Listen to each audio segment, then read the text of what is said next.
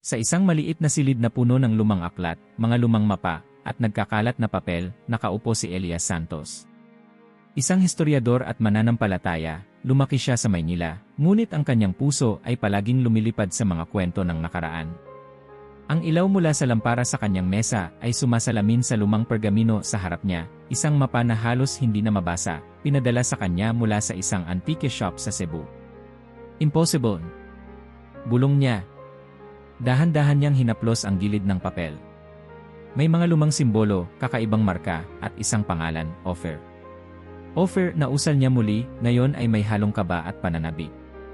Nabalitaan na niya noon pa man ang tungkol sa Ophir, ang sinasabing lupain puno ng ginto sa Biblia. Pero bakit may mga palatandaan na tila tumuturo sa Pilipinas? Biglang tumunog ang kanyang telepono. Kuya Elias, andito na ako sa labas. Si Mara, kanyang pamangkin at estudyante ng anthropology sa BI. Bumaba siya agad, dala ang mapa. Sa maliit na cafe malapit sa Intramuros, nag-usap sila. Mara, kuya, ano yang dala mo? Parang luma na sobra. Elias, mapa posibleng galing sa 17th century. Tignan mo to. Ipinakita niya ang bahagi ng mapa kung saan may nakasulat na lumang baybay ng salitang Ophir at isang direksyon na tila patungong silangan.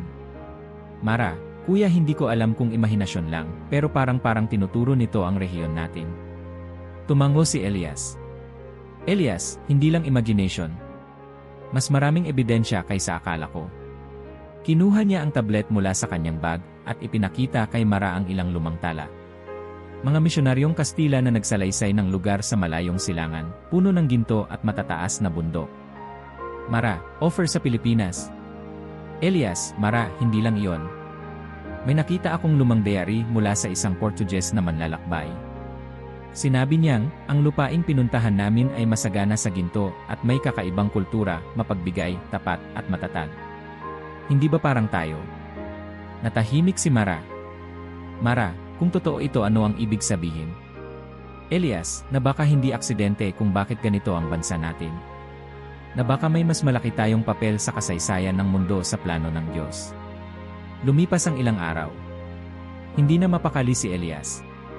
Sa gabi, panay ang research niya. Ang bawat artikulo, lumang sulat, at ancient artifact na nasusumpungan niya, parang puzzle na unti-unting nabubuo.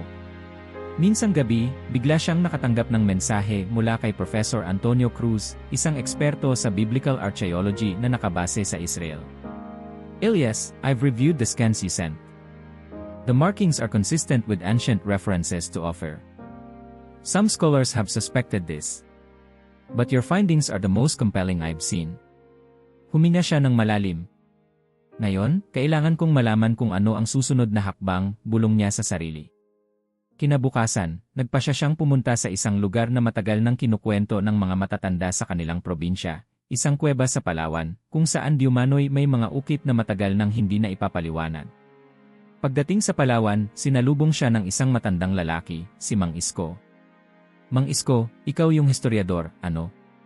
Elias, opo, gusto ko po sanang makita yung kuweba na sinasabi nila. Tumango si Mang Isko. Mang Isko, marami nang pumunta rito pero karamihan bumalik na walang nakitang kakaiba. Pero ikaw iba ang pakiramdam ko sa'yo. Hindi siya tinanong pa. Dinala siya ni Mang Isko sa kuweba. Sa loob, madilim, malamig at amoy lupa. Sa pader ng kuweba, nakita niya ang mga ukit, mga hugis barko, bituin, at isang kakaibang simbolo na kahawig ng menorah, ang kandilang may 7 sanga na simbolo ng Israel. Elias, sa sarili, hindi na ito biro. Kinunan niya ng larawan ang lahat. Pagbalik sa Maynila, nagsimula siyang mag-compile ng lahat, ang mapa, ang diary, ang mga larawan mula sa kuweba. Muli niyang tinawagan si Professor Cruz. Elias, Prof, kailangan mo itong makita. Isang video call ang nangyari. Elias, ipinadala ko sa iyo lahat ng files. Tignan mo ang ukit na ito. Ipinakita niya ang menorah-like carving. Tahimik si Professor Cruz ng ilang segundo. Professor Cruz, Elias, if this is authentic, you might be holding evidence that the Philippines has been part of the biblical narrative all along. Nagpanting ang tainga niya. Elias, so it's not just theory. Professor Cruz, no, and if this gets out, prepare yourself. The world will start asking questions. Makalipas ang 2 linggo, sa gitna ng research niya, tumanggap siya ng lihim na email mula sa isang anonymous sender. Huwag kang huminto. Marami nang sumubok pero umatras. Ang susunod mong hakbang ay nasa mga lumang simbahan ng Panay. Doon mo matatagpuan ang susi. Sa puntong ito, parang gumulong ang mundo niya. Hindi niya alam kung sino ang nagpadala ng mensahe, pero naisip niyang sundan ito. Nagmamadali siyang nag-empeke at bumiyahe patungong Panay. Pagdating doon, sinalubong siya ng isang kabataang pari, si Padre Luis. Padre Luis, ikaw si Elias. Inaabangan kita. Elias, paano po niyo nalaman na darating ako? Ngumiti lang si Padre Luis. Padre Luis, may mga bagay na hindi kailangang ipaliwanag agad. Halika. Inihatid siya sa isang lumang simbahan. Sa altar, may makalumang kahon. Padre Luis, ito ay binuksan lang tuwing espesyal na pagkakataon. Ngunit ngayon panahon na. Binuksan ni Padre Luis ang kahon. Laman nito, isang lumang dokumento na nakasulat sa lumang Kastila at Hebreo. Sa dulo, may isang simpleng pangungusap. El oro de Ofer para el pueblo elegido. Ang ginto ng Ofer para sa hinirang na bayan. Padre Luis, hindi ko na kailangang sabihin pa. Ikaw na ang bahala. Sa eroplano pabalik ng Maynila, habang nakatitig sa bintana, naramdaman niyang parang may mas malaki pang paparating. Ang mga piraso ng puzzle ay nagkakatagpo, pero alam niyang ito pa lang ang simula. At sa sandaling lumapag ang eroplano, tumunog ang kanyang telepono. Mara, kuya, may tumatawag sa iyo mula sa Israel. Urgent daw. Bago magsimula, mag-subscribe ka na sa channel at i-like ang video para hindi mo makaligtaan ang anumang detalye ng kwentong ito na kahanga-hanga. Mula sa sandaling iyon na tumunog ang tawag mula sa Israel, alam ni Elias na ang kanyang buhay ay hindi na babalik sa dati. Sa kabilang linya, isang malalim at mahinahong boses ang narinig niya. Elias Santos, ako si David Shapiro. Nakausap ka na ba ni Professor Cruz? Opo, kanina lamang, pero hindi pa sapat ang lahat ng sagot, sagot ni Elias, nanginginig ang kamay habang hawak ang telepono. Kung gayon, dapat kang pumunta rito sa Jerusalem. Mayroon kaming nakitang dokumento sa National Library na maaaring ikonekta ang iyong mga natuklasan sa isang matagal ng teorya. Hindi na nagdalawang isip si Elias. Sa loob ng 3 araw, nasa Jerusalem na siya, bitbit ang lahat ng ebidensya, mga larawan ng ukit sa kuweba, ang lumang mapa, at ang dokumentong nakuha mula sa Panay. Sa isang maliit na silid sa loob ng National Library, sinalubong siya ni David Shapiro, isang matandang lalaki, puti ang buhok, pero matalim ang mga mata. David, Elias, alam mo bang matagal na naming hinahanap ang susi sa mga kasulatan tungkol sa Ofer? Palaging puro haka-haka lamang. Pero ngayon sa palagay ko, hawak mo ang nawawalang piraso. Binuksan ni David ang isang lumang aklat, nakasulat sa lumang Hebreo, may kasamang sulat kamay sa gilid. David, ang sulat na ito ay isinulat ng isang rabi noong 1497. Sinabi niya, sa dulong silangan, may isang lupain na sagana sa ginto at pinagpala ng mga taong may malasakit at katapatan. Sa panahon ng matinding kaguluhan, ang yaman nito ay magiging tulay para sa mga hinirang na bayan. Hindi ba kapareho ng mga kwento sa iyo? Tumango si Elias, nanlalamig ang mga palad. Elias, at kung tama tayo, ang Pilipinas na ang lupang iyon. Matapos ang pulong, bumalik si Elias sa hotel na puno ng kaba at pagkamangha. Sa kanyang laptop, sinimulan niyang ayusin ang timeline. Isa 0th century, may mga tala ng Arab traders na nagkwento tungkol sa isang Izabag, isang lupaing sagana sa ginto sa dulong silangan. 16 na century, mga misyonaryong Kastila ang nagulat ng isang lugar na hindi lang mayaman, kundi may kakaibang katatagan ng loob. 17th century, mga tala ng barko mula sa Portugal at Espanya na patuloy na bumabalik sa isang rehiyon sa Pacific para sa ginto. At ngayon siya mismo ang nakakakita ng mga konkretong bakas. Pagbalik sa Pilipinas, tumuloy si Elias sa Zamboanga kung saan sinabi ng isang historian na may mga sinaunang kwento ang mga Badyaw, mga kwento ng lupaing ginto na pinagmulan ng kanilang mga ninuno. Sa isang maliit na kubo sa tabi ng dagat, nakipag-usap siya kay Lola Rina, isang matandang Badyaw na may malalim na mga mata na parang kayang sumilip sa nakaraan. Lola Rina, ang aming mga lolo't lola, palaging sinasabi sa amin may dumating na mga banyaga noon na naghahanap ng ginto. Ngunit hindi nila alam ang tunay na kayamanan ay nasa mga puso ng tao. Ang ginto ay simbolo lang. Ang totoong yaman ay ang kakayahang magtiwala, magmahal, at mag-alaga. Napangiti si Elias. Elias, at naniniwala po ba kayo na may misyon ang inyong mga lahi sa hinaharap? Lola Rina, hindi aksidente ang pagkakalat ng aming mga lahi sa buong kapuluan. Ang dugo namin ay dala ng alon-dala sa kung saan ito kinakailangan. Ipinagpatuloy ni Elias ang kanyang paglalakbay patungong Benguet. Doon, nakilala niya si Carlo, isang minero na nagtrabaho sa mga ancestral mines na, ayon sa kanya, ay sinumpa ng mga matatanda na huwag abusuhin. Sa isang inuman sa tabi ng foggy na bundok, nagtanong si Elias. Elias, bakit parang may galang kayong mga minero sa lugar na ito? Carlo, kuya, marami na akong nakita dito. May mga tunog sa gabi na parang paalala. Sinasabi sa amin ng matatanda, ito ay regalo, hindi para lamunin ng kasakiman. Tingin ko, pinaprotektahan ng Diyos ang lupaing ito para sa tamang panahon. Bumalik si Elias sa Maynila na puno ng mga kwento at dokumento. Pero ang lahat ng ito, para lang bang lumilinya patungo sa isang mas malaking revelasyon. Sa kanyang apartment, nakatanggap siya ng tawag mula kay Mara. Mara, kuya, may kailangan kang makita. Nagkita sila sa isang lumang bahay sa Bulacan, kung saan isang pamilya ang nag-inat ng lumang pergamino na ipinamana pa mula sa panahon ng Kastila. Sa loob ng isang glass case, nakita ni Elias ang pergamino, nakasulat sa Latin. In a room offer, illic est benedictio futura. Sa ginto ng offer, naroon ang hinaharap na pagpapala. Habang binabasa ni Elias ito, lumapit ang matandang babae ng pamilya. Matanda, ang pergaminong ito, iningatan ng aking pamilya sa loob ng 5 henerasyon.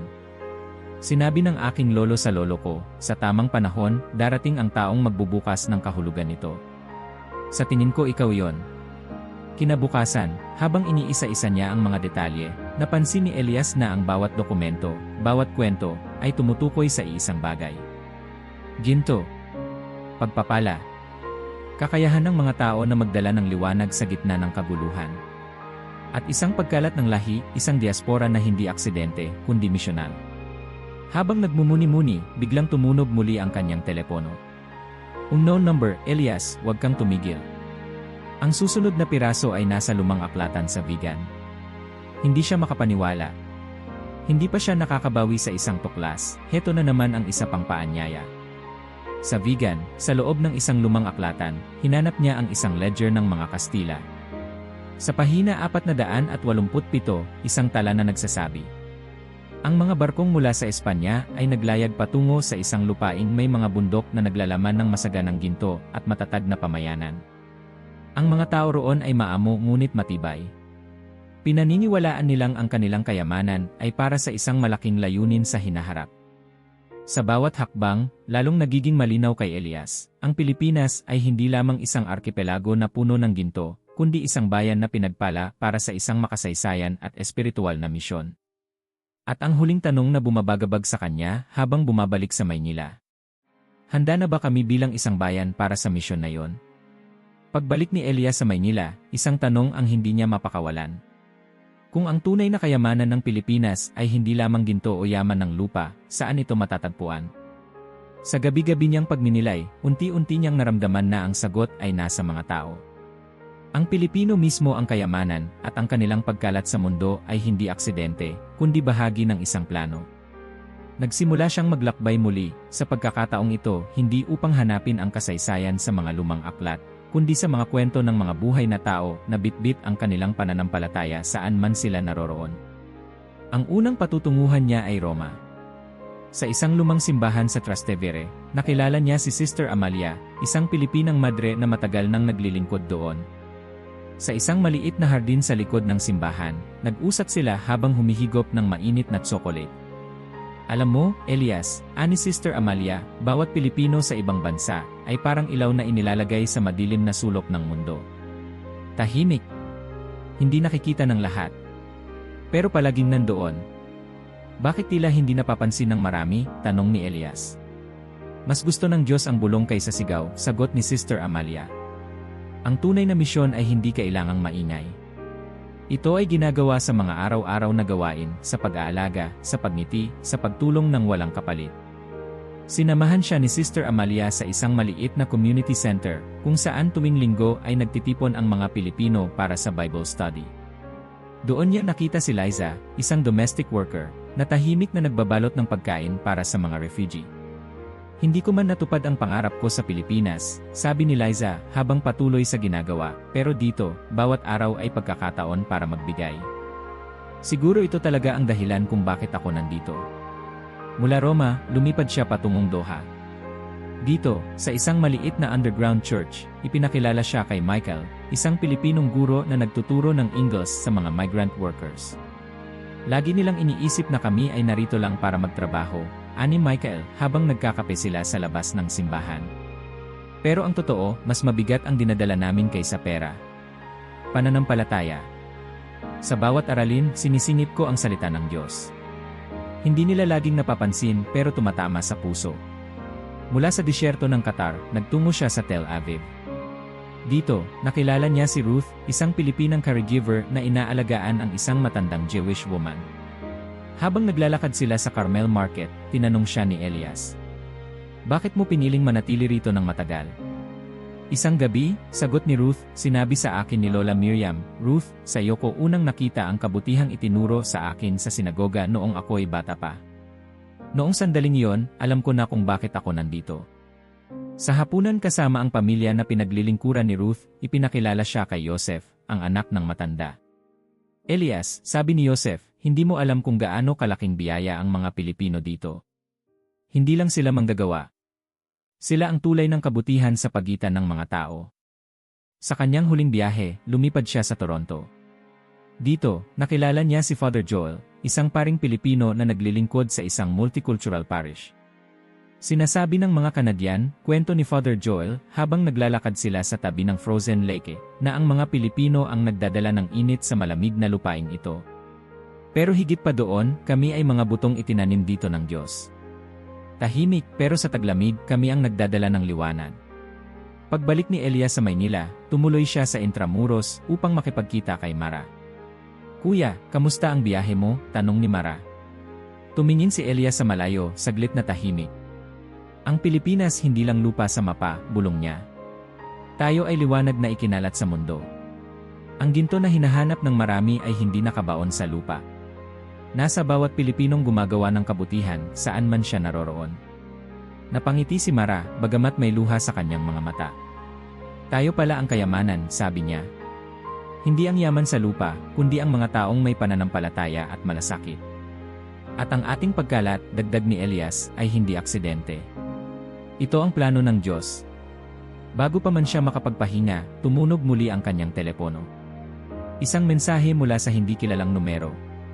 "Kung nais mong malaman ang kabuuan ng misyon, dumalo ka sa pagpupulong sa Sagada. Huwag kang pumunta ng mag-isa." Nagkatinginan sila ni Mara. "Mukhang hindi pa tapos ang biyahe mo, kuya," sabi nito, at sa pagkakataong iyon, alam ni Elias na may mas malaki pang hinihintay silang tuklasin. Maagang dumating si Elias at si Mara sa Sagada, tinatahak ang malamig na kabundukan na tila may sariling katahimikan, ngunit nagdadala rin ng bigat na mahirap ipaliwanag. Sa bawat hakbang, pakiramdam ni Elias ay parang may mga matang nagmamasid mula sa mga puno, mga lihim na matagal nang naghihintay na mabuksan. Sa isang lumang monasteryong itinayo pa ng mga misyonaryong Kastila, nagtipon ng ilang piling tao, mga historians, theologians, at cultural elders mula sa iba't ibang bahagi ng Pilipinas. Hindi ito isang ordinaryong pagpupulong. Ito ay isang pagtitipon ng mga tagapangalaga ng kwento, mga taong matagal nang pinagsususpetsahan na may higit pa sa kasaysayan kaysa sa naituro sa paaralan. Habang papasok si Elias, sinalubong siya ng isang matandang lalaki na may puting buhok at matalim na mga mata, si Don Ricardo, isang historian na kilala sa kanyang tahimik ngunit makapangyarihang impluensya sa mundo ng Filipino cultural preservation. "Narinig ko na ang iyong mga kwento, Elias," mahinahon nitong sabi. "Hindi mo alam kung gaano kahabang panahon na naming hinihintay ang isang katulad mo." Umupo sila sa isang lamisang yari sa matandang kahoy. Sa ibabaw nito, nakalatag ang iba't ibang mapa, sinaunang sulat, at isang scroll na sinabing galing pa sa isang Jesuit na naglakbay sa pagitan ng Pilipinas at Jerusalem noong 1700. Ngunit may problema, dagdag ni Don Ricardo, nakatitig kay Elias. Ang panahon ay kumikilos na. Habang nag-uusap sila, biglang dumating si Padre Luis, dala ang isang radyo na may static na tunog. May bagyong paparating sa Visayas, hindi pangkaraniwan. Malalakas na kidlat na parang humahati sa kalangitan. At sa Luzon, may lumindol, sabay na gumalaw ang dalawang fault lines, isang bagay na hindi pa nakita sa nakaraang daang taon. Tumahimik ang silid. Walang nagsalita. Tanging ang tunog ng ulan na bumabagsak sa bubong ang maririnig. Hindi ito random, bulong ni Elias. Maya-maya, isang batang dalaga na taga Mindanao ang tumayo, si Clara, na tagapangalaga ng kwento ng kanilang tribu. Sa amin sa Zamboanga, sabi niya, matagal nang sinasabi ng matatanda na sa pagsisimula ng kakaibang pag-ulan ng putik at malalakas na kulog, may darating na tawag mula sa silangan. Ang silangan in. Bulong ni Mara, na tila nahimasmasan sa bigat ng kanilang pinag-uusapan. Lumabas sila sa balkonahe ng monasteryo. Mula roon, kita ang makapal na ulap sa di kalayuan. Ngunit sa gitna ng dilim, isang bahaghari, malinaw, maliwanag, at tila nakaturo papuntang Hilaga. Isang tanda, sabi ni Don Ricardo. Kinabukasan, dumating ang balita mula sa Israel. Isang kasunduan sa pagitan ng gobyerno ng Israel at ng Pilipinas ang nilagdaan, isang kasunduan ng mutual cooperation na sinasabing hindi lamang tungkol sa kalakalan, kundi sa humanitarian support. Kasabay nito, isang rabbi mula sa Tel Aviv ang naglabas ng pahayag na sa huling panahon, ang isang bayan mula sa silangan ay tutulong sa kanila sa panahon ng kagipitan. Hindi na mapakali si Elias. Sa bawat minutong lumilipas, nararamdaman niyang ang mga sinasabi sa lumang sulat, mga kwento ng kanyang mga nakausap, ay unti-unting nagkakatotoo sa harap ng kanyang mga mata. Kuya, tawag ni Mara habang pinapakita ang balita sa kanyang telepono, ito na siguro ang sinasabi nila. Ngunit kasabay ng mga mabubuting balita, dumating din ang kaguluhan. Sa Europa, nagsimula ang tensyon sa mga border. Sa Amerika, isang malakas na lindol ang yumanig sa California. Sa Asia, lumitaw ang mga hindi inaasahang pagsubok, protesta, pagkakawatak-watak, at matitinding baha. Lahat ng ito ay parang sumasabay sa mga babala ng propesya. Muling tinawagan si Elias ni Professor Cruz mula sa Israel. Elias, gusto kong maging tapat sa iyo, anya. Ang mga rabbi dito ay pinag-uusapan ka na.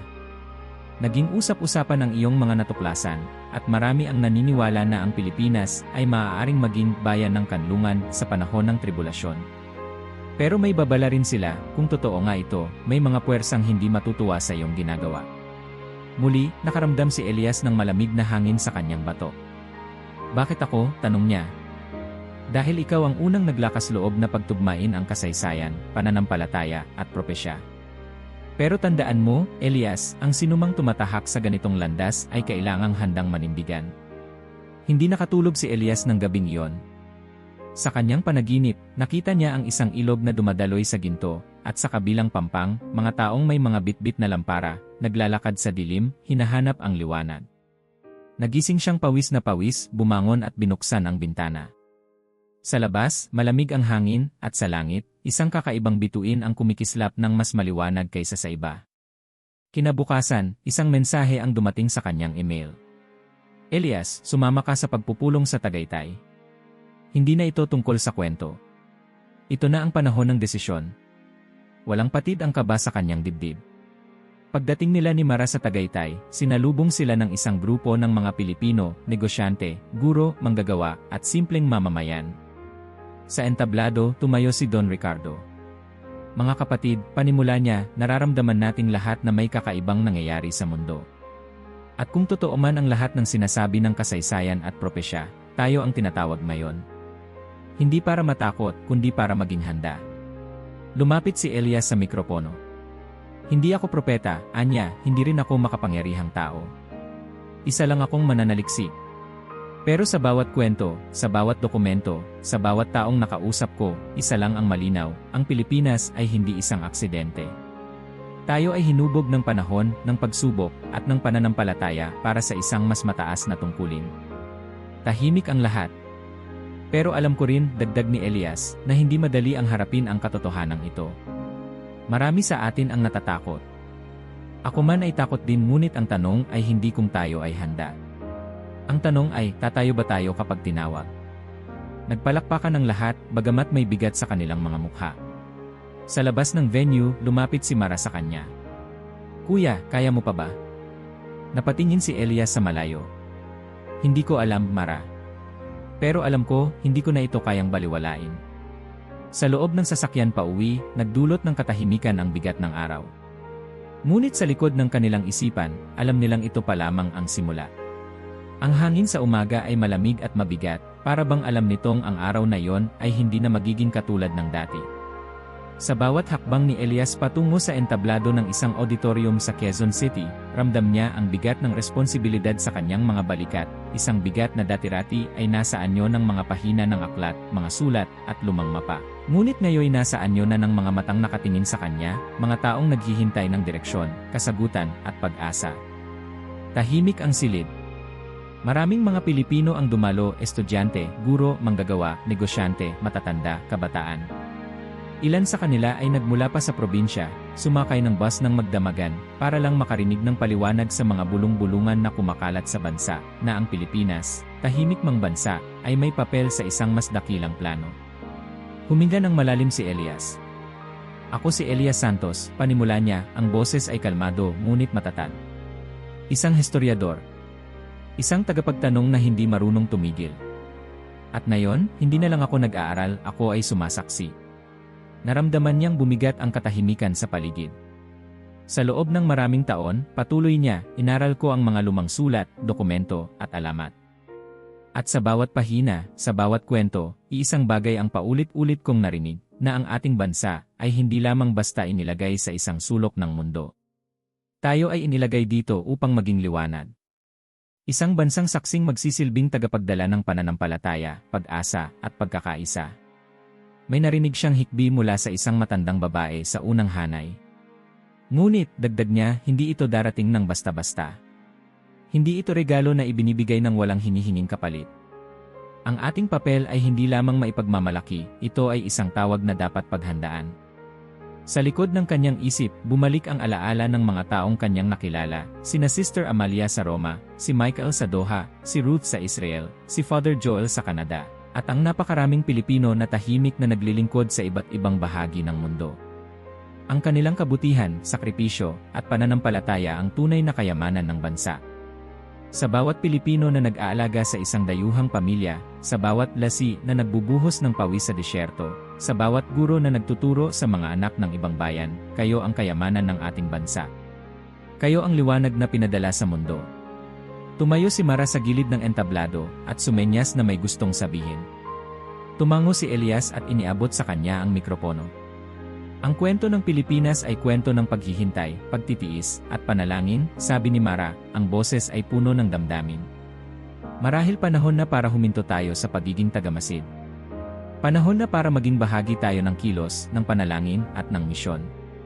Nagpalakpakan ng mga tao, hindi malakas, kundi mabagal at sabay-sabay, para bang sinasabi nilang, naririnig ka namin. Sa sumunod na mga buwan, sinimulan ni Elias ang isang serye ng mga pagtitipon. Hindi na siya basta historiador, siya ay naging tagapagsalita, tagapagturo, at tagapagpaalala. Sa bawat bayan na pinuntahan niya, sa Baguio, sa Davao, sa Iloilo, isang mensahe lang ang kanyang dala. Ang Pilipinas ay tinatawag na maging bansang saksi. Ngunit ang tanong, handa ba tayong makinig? Handa ba tayong maniwala? Handa ba tayong kumilos? Sa bawat paglalakbay, dumarami ang mga dumadalo. Hindi lamang ang mga debotong Katoliko o Kristiyano, kundi pati mga Muslim, mga katutubo, at maging mga walang relihiyon. Sapagkat sa puso ng mensahe, hindi lang ito tungkol sa relihiyon. Ito ay tungkol sa kabutihan, pananagutan, at pag-asa na umaabot sa bawat puso. Isang araw, sa isang pagtitipon sa Cebu, isang batang babae ang lumapit sa kanya pagkatapos ng kanyang pananalita. Sir Elias, mahinahon itong sabi, ako po ay anak ng isang may na nasa Saudi. Minsan tinatanong ko sa sarili ko kung bakit kailangan naming magkahiwalay. Pero ngayon, naiintindihan ko na. May dahilan. May layunin. At gusto ko pong maging bahagi ng misyon na yon. Napangiti si Elias. Iyon ang simula, sagot niya. Kapag naiintindihan mo na hindi lahat ng paghihirap ay walang saysay, kundi bahagi ng isang mas malaking larawan, tumitibay ang loob. At sa tibay ng loob nagsisimula ang pagbabagong hindi na mapipigilan. Makalipas ang 6 na buwan, isang hindi inaasahang kaganapan ang naganap, ang Pilipinas ay inimbitahan sa isang closed-door summit sa Jerusalem. Isang pagpupulong ng mga pinuno ng iba't ibang bansa na tinutukoy ang mga pagbabago sa mundo at ang paghahanda sa mga hindi inaasahang hamon. Sa bulwagan ng Jerusalem Convention Center, tumayo ang kinatawan ng Pilipinas, isang diplomat na si Ambassador Romero, na tahimik na sinamahan ni Elias. Sa pagtatapos ng pagpupulong, lumapit ang isang Israeli official kay Elias at bumulong, maraming taon na naming naririnig ang kwento ng offer. Ngayon, parang naririto na kayo. Nakangiti si Elias, ngunit alam niyang hindi pa tapos ang lahat. Ang misyon ay nagsisimula pa lamang. Sa kanyang pagbabalik sa Pilipinas, sa huling pagtitipon sa Luneta, nagtipon ang libo-libong Pilipino, hindi para sa isang selebrasyon, kundi para sa isang panalangin. Sa entablado, huling beses siyang nagsalita. Mga kababayan, ang ating kwento ay hindi lamang kwento ng ating nakaraan. Ito ay kwento ng ating kinabukasan. Tayo ay tinawag, hindi para magyabang, kundi para maglingkod. Hindi para umangat ng mag-isa, kundi para maging ilaw sa gitna ng dilim. Napalitan ang katahimikan ng isang tinig, isang dasal na sabay-sabay nilang binigkas. Gabayan mo kami, O Diyos, upang tuparin ang layunin mong inilaan sa amin. Sa mga sumunod na araw, nagsimulang magbago ang ihip ng hangin. Hindi ito dramatikong pagbabago. Hindi ito kagyat na kababalaghan. Ito ay simpleng mga kilos, mga guro na mas mahabang magturo, mga manggagawa na mas tapat sa serbisyo, mga politiko na nagsimulang makinig. Unti-unti, ang bansang saksing tinutukoy sa mga sulat, sa mga kwento, sa mga alamat, ay unti-unti ring gumigising. At sa huling gabi, mag-isa sa kanyang bahay, nakaupo si Elias sa kanyang mesa. Binuksan niya ang lumang mapa na naging simula ng lahat. Hinaplos niya ito at mahina niyang bumulong. Handa na kami. Kung umabot ka hanggang dulo ng video, magkomento ng handa na ako para malaman naming nandito ka hanggang huli. Huwag kalimutang mag-subscribe sa channel, mag-iwan ng like, at ibahagi ang video na ito sa iyong pamilya at mga kaibigan.